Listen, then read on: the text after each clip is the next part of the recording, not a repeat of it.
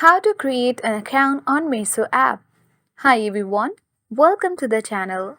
This is Rose and I'm here to guide you on how to create an account on Meso app.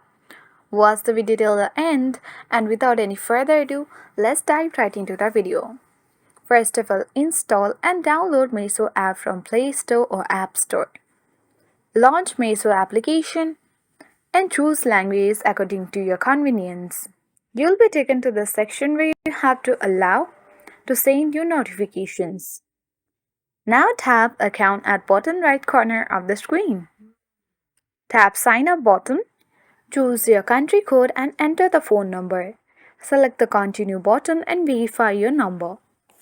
Once your account or phone number will be verified, you can edit the profile informations like your full name, email ID, professions, and many more.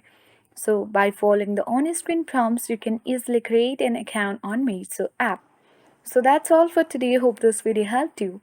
If you are new to our channel, hit the like button and subscribe for more tech and tips videos. Thank you for watching and see you in the next video.